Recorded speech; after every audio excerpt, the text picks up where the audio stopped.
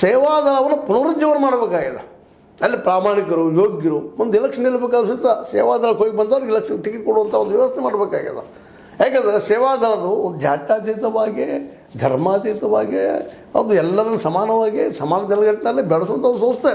ಒಬ್ಬ ಗಾಂಧೀಜಿಯವರು ವಿಚಾರಧಾರೆ ನೆಲೆಗಟ್ಟಿನಲ್ಲೇ ವಿನೋಬ ಭಾವೆಯವರಾಗಿರ್ಬೋದು, ನಮ್ಮ ಹರ್ಡೇಕರ್ ಮಂಜಪ್ಪನಂಥವರಾಗಿರ್ಬೋದು, ಇವರೆಲ್ಲ ಒಂದು ತಯಾರು ಮಾಡಿದಂಥ ಒಂದು ಅತ್ಯಂತ ಬಲಿಷ್ಠವಾದಂಥ ಸೇವಾ ಸಂಸ್ಥೆ ಅವರು.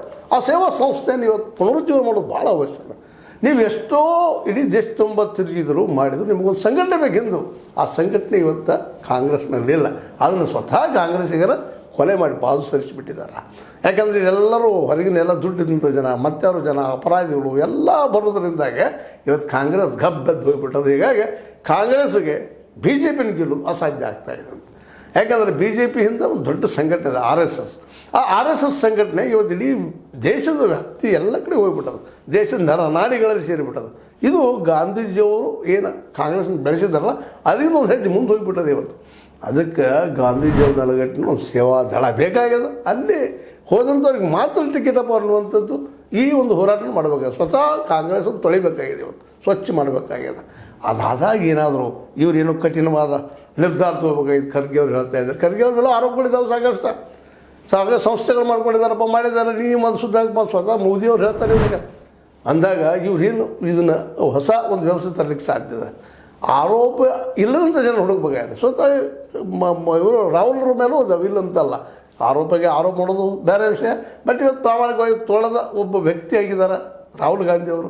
ಮತ್ತು ಈಗ ಹಳೆಯ ತಲೆಮಾರಿನ ಕೆಲವೊಂದಿಷ್ಟು ಜನ ತಂತ್ರ ಹೋಗ್ತಾ ಇದ್ದಾರೆ. ಕಮಲ್ನಾಥ್ ಆಗಿರ್ಬೋದು, ಅಥವಾ ಒಬ್ಬ ಹಿಂದೆ ಅಶೋಕ ಅಂತ ಬರ್ತಾಯಿದ್ರು ಮಹಾರಾಷ್ಟ್ರದಲ್ಲೇ, ಇನ್ನು ಚವ್ಹಾಣ್ರಂಥವ್ರಾಗಿರು, ಮತ್ತು ಯಾರು ಬಂದು ಹೋಗಿದ್ದಾರೆ.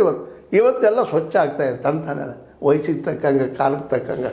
ಅದ್ರ ಜೊತೆಗೆ ಇನ್ನಷ್ಟು ರಾಹುಲ್ ಗಾಂಧಿಯವರು ಹೊಸ ಜೀವಗಳನ್ನು, ಹೊಸ ಹೋರಾಟಗಾರರನ್ನು ಇದನ್ನು ಸೇರಿಸಿಕೊಂಡು ಇದನ್ನು ಇನ್ನಷ್ಟು ಬಲಿಷ್ಠ ಮಾಡಬೇಕಾಗಿದೆ. ಅಂದಾಗ ಮಾತ್ರ ಇದು ಒಂದು ಹೊಸ ಇನ್ನಷ್ಟು ಹೆಚ್ಚಿನ ಶಕ್ತಿ ಪಡಲಿಕ್ಕೆ ಸಾಧ್ಯ. ಈಗಾಗಲೇ ಎದ್ದು ನಿಲ್ಲಕ್ಕೆ ಪ್ರಯತ್ನ ಮಾಡಲಿಕ್ಕೆ ಅದನ್ನು ಸುಳ್ಳಿನಲ್ಲ. 99 ಸೀಟುಗಳನ್ನು ಅಥವಾ MP ಗಳನ್ನ ಆರಿಸೋದು ಸಣ್ಣ ಮಾತಲ್ಲ.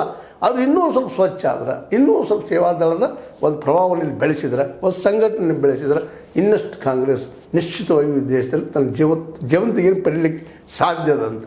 ಇವತ್ತೇನು ಕೆಲವೊಂದು ರಾಜ್ಯಗಳಿಂದ ನೀವು ಅಧಿಕಾರ ಪಡ್ಕೊಂಡಿದ್ರಿ, ಆ ರಾಜ್ಯಗಳಲ್ಲಿ ಅಟ್ಲೀಸ್ಟ್ ನೀವು ಬೆಳೆಸೋದ ಪ್ರಯತ್ನ. ಯಾಕೆಂದರೆ RSS ಪ್ರಬಲವಾದಂಥ ಒಂದು ಸಂಘಟನೆ ಇವತ್ತು ಬೇಕಾಗಿದೆ. ಅದು ಕಾಂಗ್ರೆಸ್ಸಿನ ದೊಡ್ಡ ಕೊರತೆ.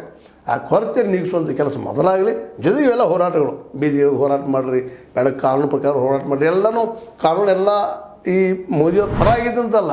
ಆದರೆ ಹೆಚ್ಚಿಗೆ ಈಗ ಬಂದಂಥ ಡಿಸಿಷನ್ಗಳು ಆ ರೀತಿ ಇರೋದ್ರಿಂದಾಗೆ ಸಹಜವಾಗಿ ಯಾರಿಗಾದರೂ ಈ ನ್ಯಾಯದ ಸಮಸ್ಯೆ ಬರುವಂಥದ್ದು. ಮತ್ತು ಇದ್ರ ಮೇಲೆ ಪ್ರಶ್ನೆ ಇಲ್ಲ. ಎಲೆಕ್ಷನ್ ಕಮಿಷನ್ ಪಾಪ ಅವರು ಯಾರು ರಾಕೇಶನ್ನು ಕೊಡಿಸ್ಲಿ, ಮತ್ತೊಬ್ಬರು ಕೊಡಿಸ್ಲಿ, ಮೋದಿ ಅವ್ರು ಏನು ಹೇಳ್ತಾರೆ, ಆ ಸೆಂಟ್ರಲ್ ಗೌರ್ಮೆಂಟ್ ಏನು ಹೇಳ್ತಾರೆ ಕೇಳ್ಕೊಂಡು ಹೋಗುವಂಥ ಪಾಪ ಅವರು. ಅಧಿಕಾರಶಾಹಿ ಜನ ಅಂದರೆ ಏನು ರೀ, ಒಂದು ರೀತಿ ಗುಲಾಮರೇ ಅವರು ಅಧಿಕಾರಶಾಹಿ ವಿರೋಧ ಶಾಹಿಗಳು ವಿಶೇಷವಾಗಿ ಸರ್ಕಾರದ ವಿರುದ್ಧ ಎಂದೂ ಒಂದು ಮಾತು ಮಾತಾಡಲಿಕ್ಕೆ ಹೋಗೋದಿಲ್ಲ. ಅಷ್ಟರ ಮಟ್ಟಿಗೆ ಸಾಕಷ್ಟು ಬುದ್ಧಿವಂತಿರ್ಬೋದು, ಓದಿರ್ಬೋದು, ಮತ್ತೇನು ಮಾಡಿರ್ಬೋದು, ಸರ್ಕಾರದ ಒಂದು ಸಣ್ಣ ಮಾತು ಮಾತಾಡೋದು ತಪ್ಪಿದ್ದು ತಪ್ಪಂತ ಹೇಳಾಕೊಂಡ್ರೆ ಅನ್ಸ್ತಾರೆ, ಬೇಡ ಪರಮ ಸಾರಿ ಬೇಡ, ನಮಗೇನಿತ್ತು ಅಷ್ಟು ಕೆಲಸ